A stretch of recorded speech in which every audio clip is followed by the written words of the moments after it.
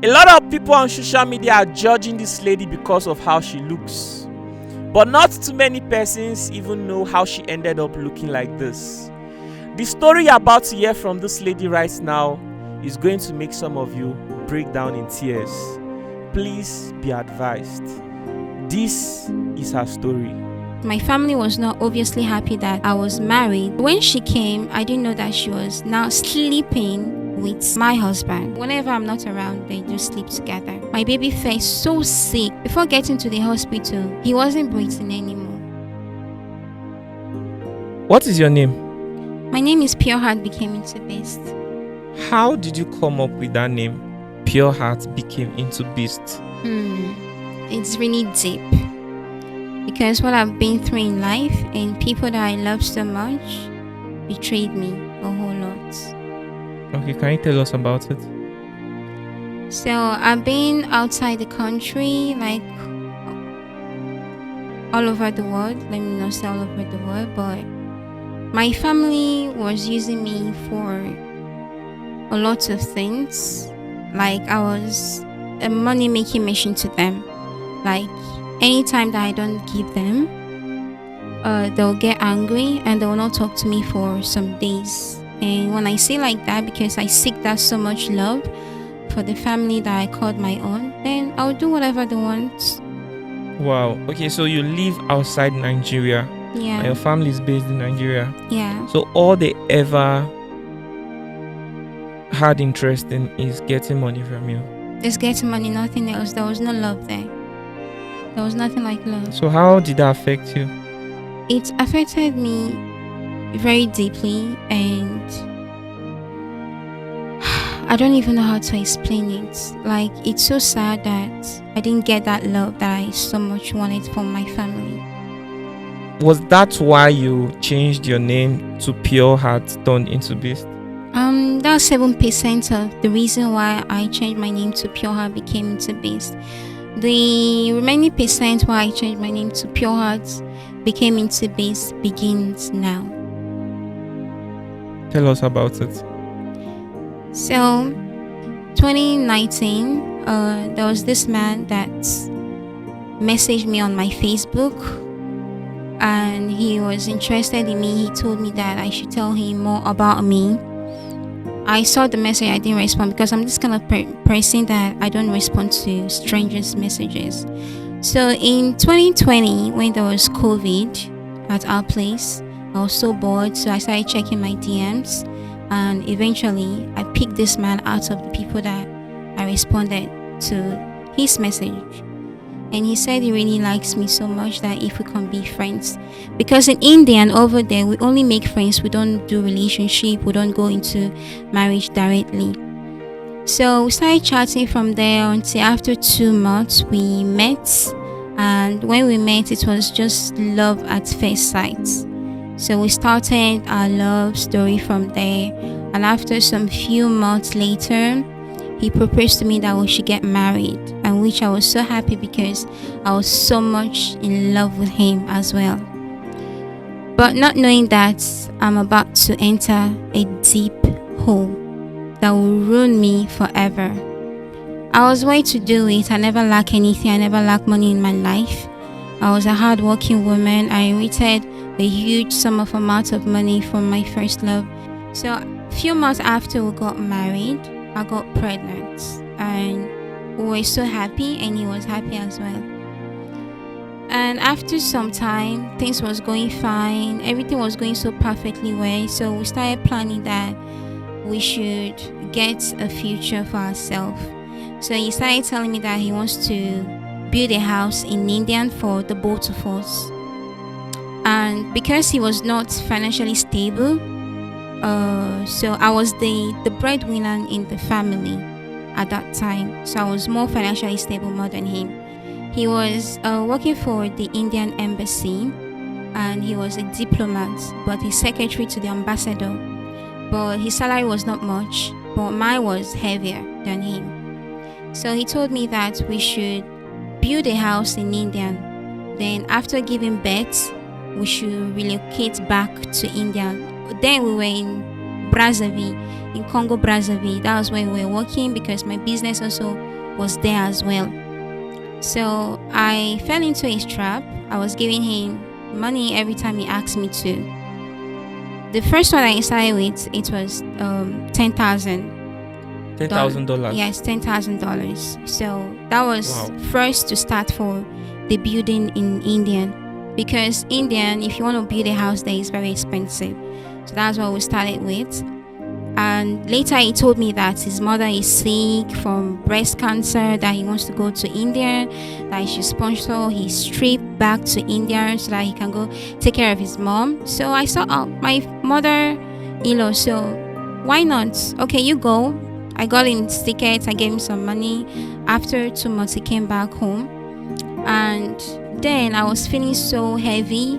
I was heavily pregnant, so I couldn't do anything on my own. So I invited my younger sister over to come cook for me, because I don't like strangers cooking for me. Not also knowing that one, they sent her to come do something in my marriage, because my family was not obviously happy that I was married, because now the money that I'm sending to them now reduced. So when she came, I didn't know that she was now sleeping with my husband. Wow.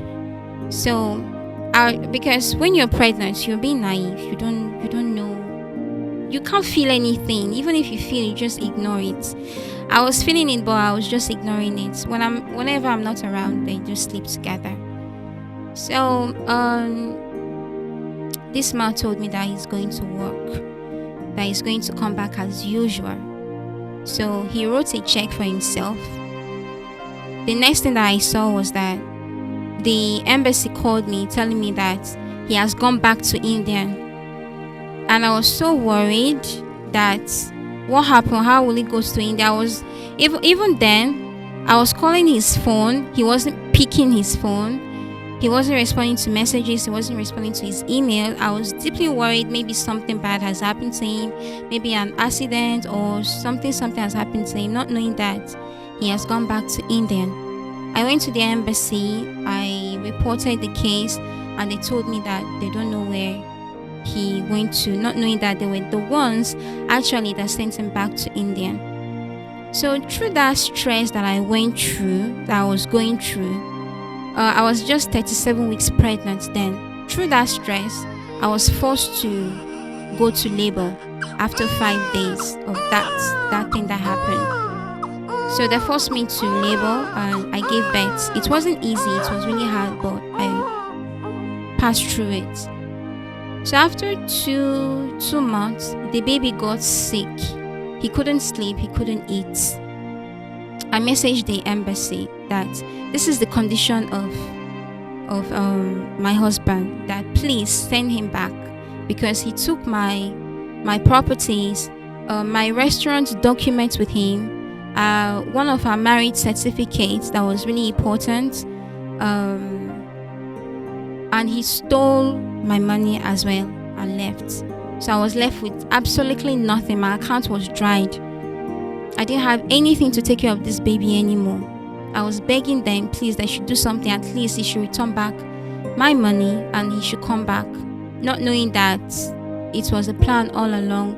It was a planned marriage to take everything that I have.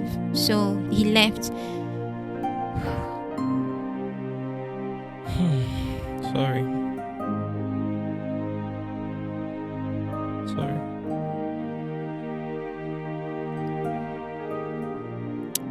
So the embassy couldn't do anything about that, because I'm a black woman, that a black woman cannot marry to their own people. So as I saw that is a kind of racist thing, I left the embassy. I went to the embassy so many times that the last time they pursued me out from the embassy with police, along with my baby on my hand, 2-month-old baby. So I struggled to get the money for the operation.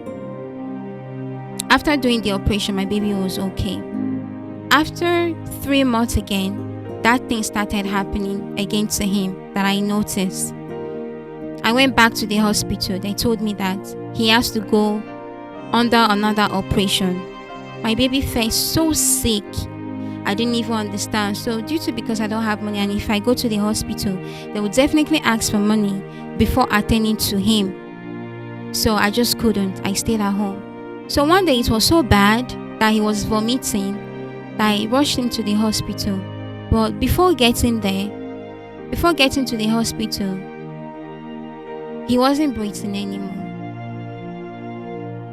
We tried to revive him. The doctor did so many things to revive him. I also did so many things to revive him. He didn't wake up. From there, they told me that I collapsed, and from there I saw myself in the mortuary. That was the first time I've ever been in the mortuary in my entire life. Seeing dead people was something so horrible that I still have this code whenever I talk about it and whenever I remember. My baby stayed in the mortuary, very cold. No mom to look after him, no dad to look after him.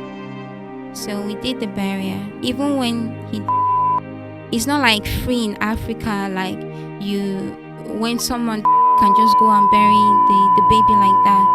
You still have to look for money to go bury the child. It's completely different. So I did everything, the burial and all. That was the most horrible feelings, horrible pain that I've ever been through in my entire life by losing the child that I gave birth to. I can't even begin to explain the pain that I went through. Me that was not smoking before or drinking, I started smoking.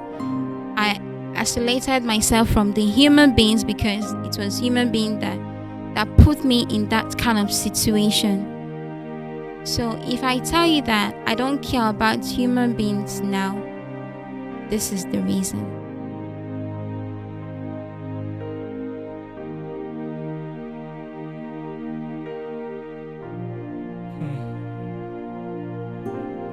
Wow.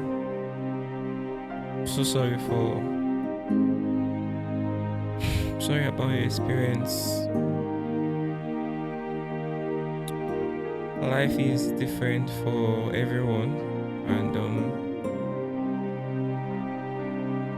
I think I'm beginning to understand why you changed your name to Pure has became into Beast. Yes. And is that why you drew all of this tattoo all over your body? I have just few tattoos before, but the more reason why I draw those tattoos a lot is because of what happened to me. I just feel that that's the medicine I could take for the pains to go away, but those pains can never go away. So after everything happened, I couldn't stay in the country anymore. I couldn't stay in India. I couldn't stay in Brazil as well.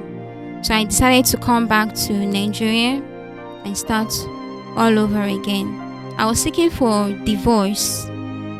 The Indian community refused to give me, the Indian government refused to give me divorce. They said because I'm a black woman that they can't give me a divorce. That's when I even knew that the man has already been married for years to another Indian woman. Wow. Back in India with 2 kids. Mm-hmm. So everything started coming back to me that this man just came to use me to take care of his family in India. I want justice for my son. I want my properties back. But I can't.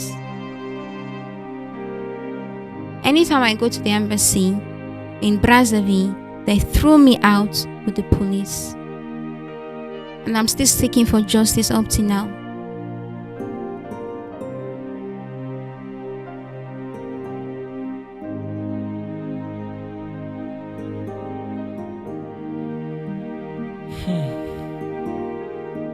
So how's it been? How's life for you at the moment, living in Nigeria? It has not been easy because I'm not used to this kind of life. Do you know when your I was not born with a silver spoon, but I grew up enjoying the lavish life that I want. Do you know how it feels like from grace now you're in grass? That's really pretty hard.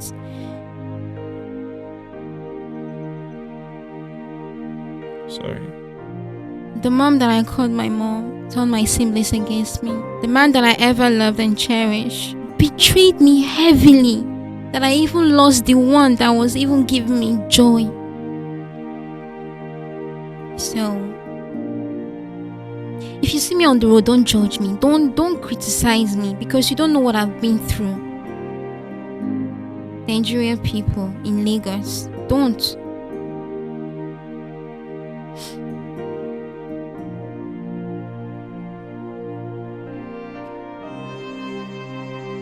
So do you have a job? What do you do at the moment?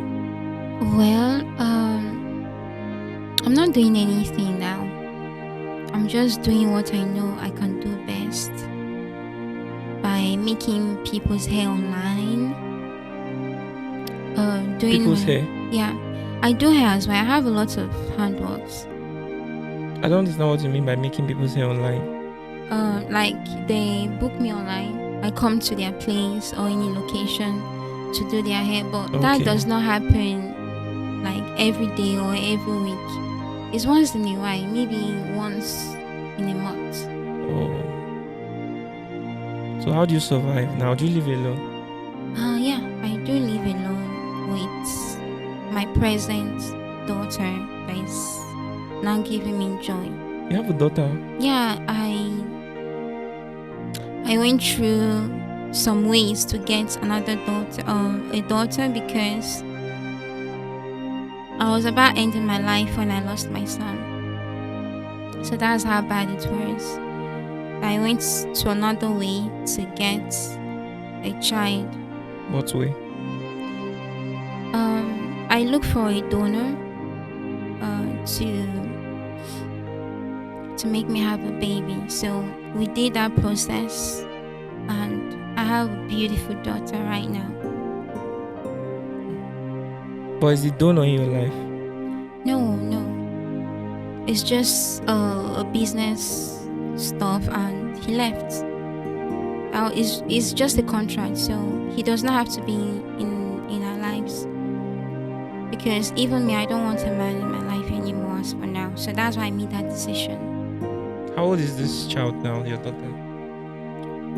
Well, she's a year and some months. Okay. I don't even know what to say. I'm just so sorry about all you had to experience. Honestly, I never knew your story was even this way. While I was sitting here, I was almost crying. I can't imagine how people might have judged you on social media by just looking at your videos. It's horrible because they are going through a whole lot as well, and me, I've been through a whole lot. If you don't say what you have been through in life, they will never know. Even if they know, they'll still judge you and criticize you for that. So people come to people's private page, start bullying them, disrespecting them, and using their names. Don't forget, what goes around comes back around.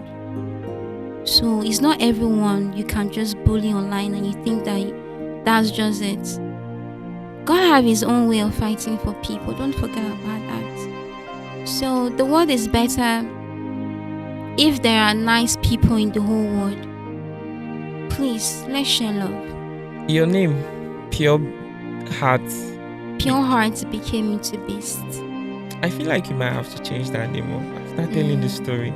I don't think I can ever change that name. That name, the reason why I changed it was this story that I just told you now.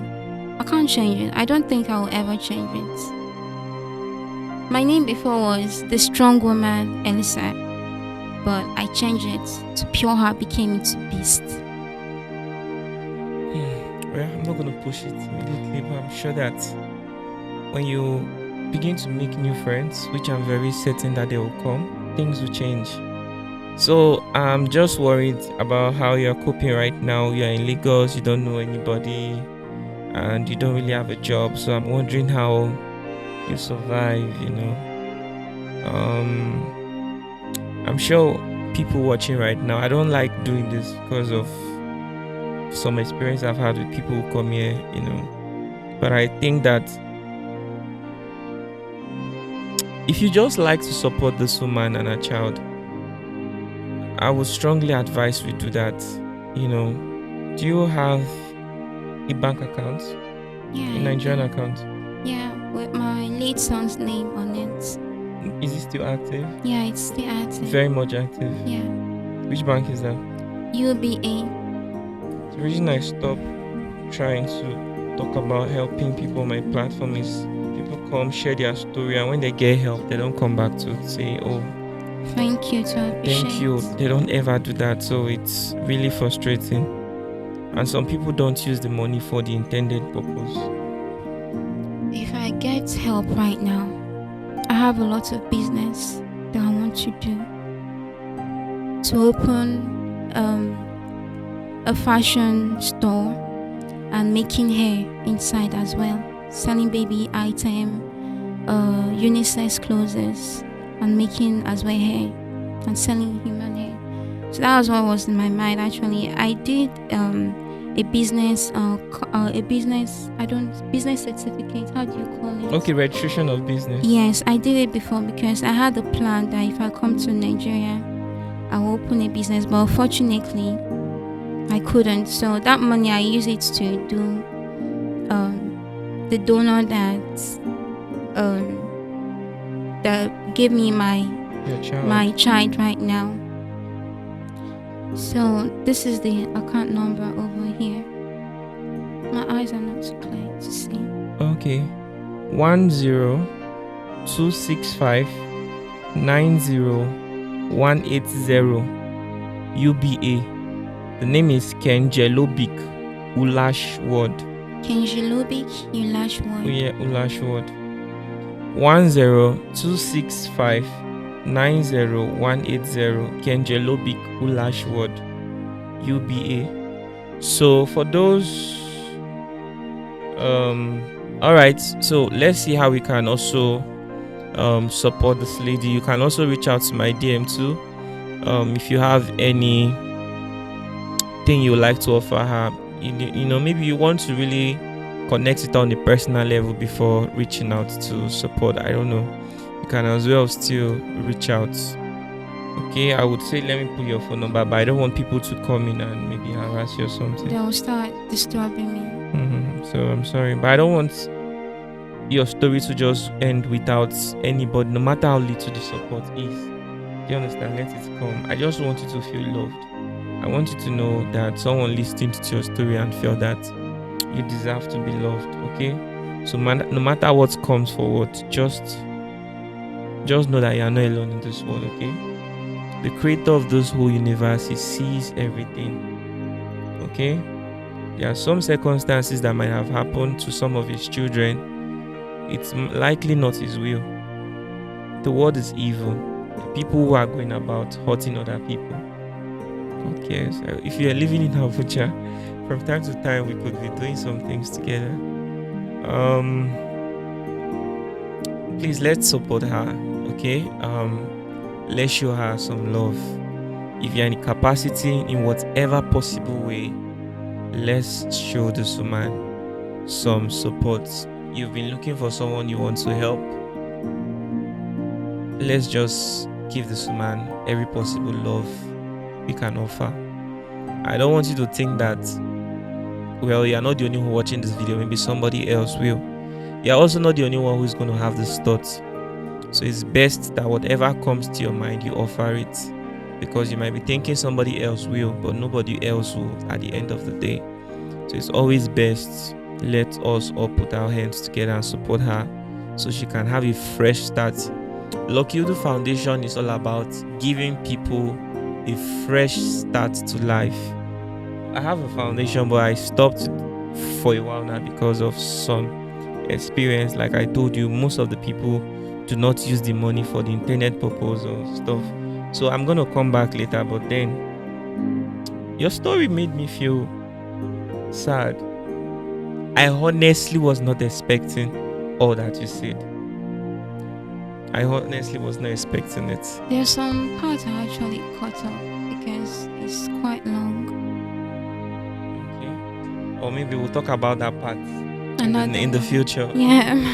All right, guys. Thank you so much for watching this very story. Let's say bye to our viewers. So let's not make this video longer than necessary.